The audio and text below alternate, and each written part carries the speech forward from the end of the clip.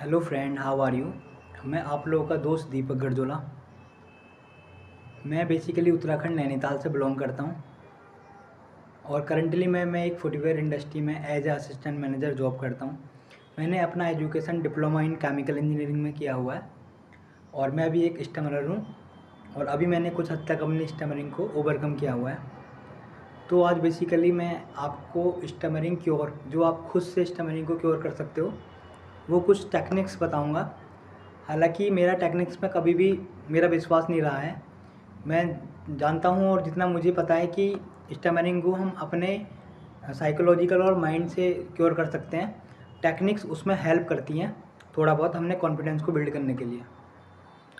तो बेसिकली कुछ रूल्स होते हैं स्टमरिंग के, क्योंकि सबसे पहले हमें समझना पड़ता है कि हमें स्टमरिंग होती क्यों है।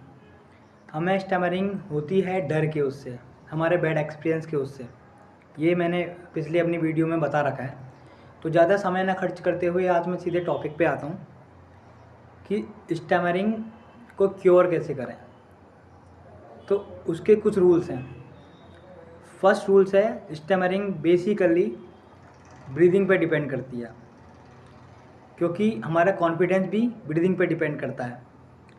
और मेरे को लगता है जहाँ भी आप शायद स्पीच थेरेपी लेने की सोच रहे हो, तो बेसिकली उनके कुछ नॉर्मल सबके एक कॉमन रहते हैं, वो ब्रीदिंग का ही रहता है। Breathing breathing breathing.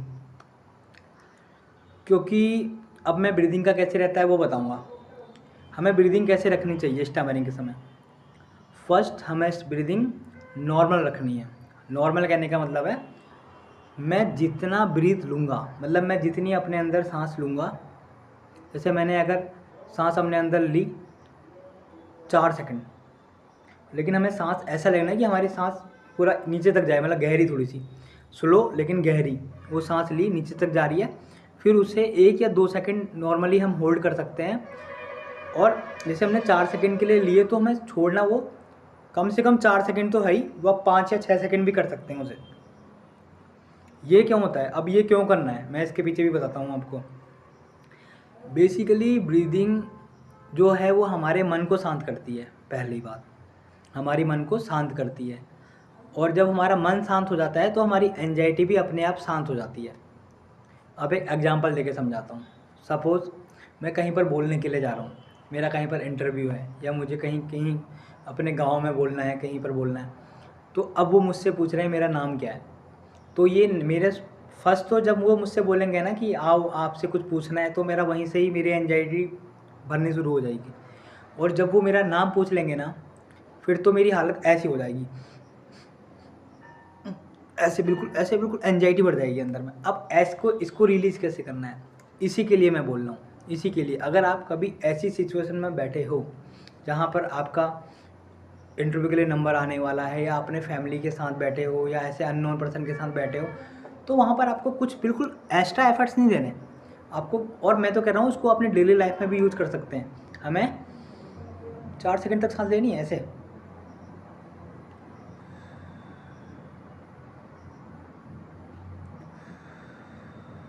आपको ऐसा लगा कि कहीं भी मैं कुछ एक्स्ट्रा एफर्ट्स कर रहा हूँ? नहीं, मैं ऐसे भी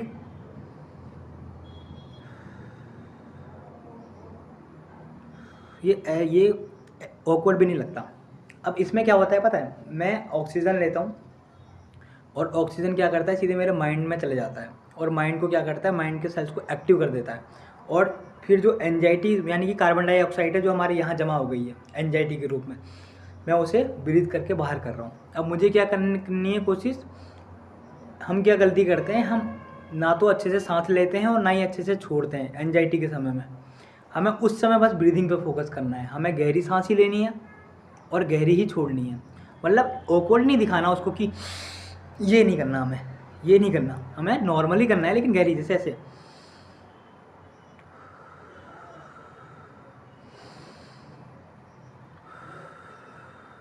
ये इतना उसको ऑकवर्ड नहीं है। मैं ये नहीं कह रहा कि आप ये करने के लिए, मैं ये करने के लिए नहीं कह रहा, ठीक है। इससे हमारा क्या होगा, हमारा ब्रीदिंग पैटर्न नॉर्मल हो जाएगा, तो हमारा ऑटोमेटिकली एंजाइटी नॉर्मल हो जाएगी। अब ये हमारा जब नॉर्मल हो जाएगा ना, उसके बाद फिर हमें अपने वर्ड हमारे ईजी निकलेंगे। मैं 100% बोल सकता हूँ आपसे, ईजी निकलेंगे। अब क्या करना है कि हैंड मूवमेंट भी हमें बहुत बहुत फ़ायदा देता है। कैसे हैंड मूवमेंट करना है, जैसे मुझे बोलना है कि मेरा नाम दीपक गरजोला है, तो मैं सहारा ले सकता हूँ हैंड मूवमेंट का कि मेरा नाम दीपक गरजोला है, मेरा नाम दीपक गरजोला है।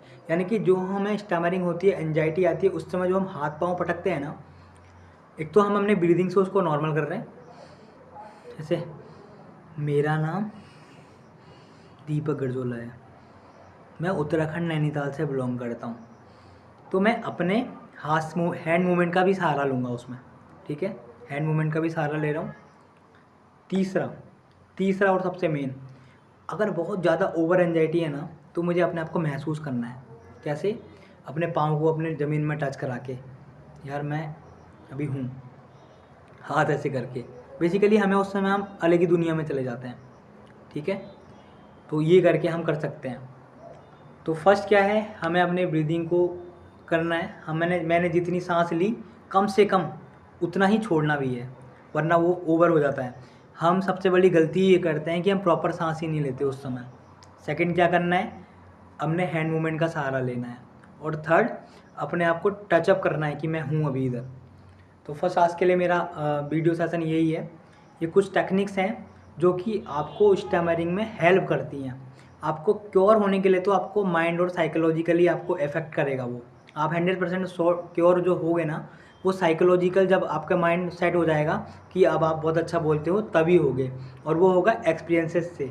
मैं आपको ये टेक्निक इसलिए बता रहा हूँ क्योंकि ये हेल्प करेंगी आपको बोलने में स्टार्टिंग में। उसके बाद आपको नॉर्मल अपने वे में ही बोलना है, क्योंकि फिर आपका कॉन्फिडेंस बढ़ जाएगा और उस सिचुएशन में आपकी एंजाइटी आनी बंद हो जाएगी। अगले वीडियो में मैं आपको मेंटल टेक्निक बताऊंगा, क्योंकि ये तो आपका 10% काम करती हैं, बाकी 90% मेंटल टेक्निक काम करती हैं, जो मैं आपको हमने नेक्स्ट वीडियो में, नेक्स्ट आने वाले कभी भी 3 या 4 दिन के अंदर में मैं आपको उसके बारे में बताऊँगा। Okay, thank you. अगर आपको मेरा वीडियो अच्छा लगे तो लाइक शेयर सब्सक्राइब करना। Okay, thank you.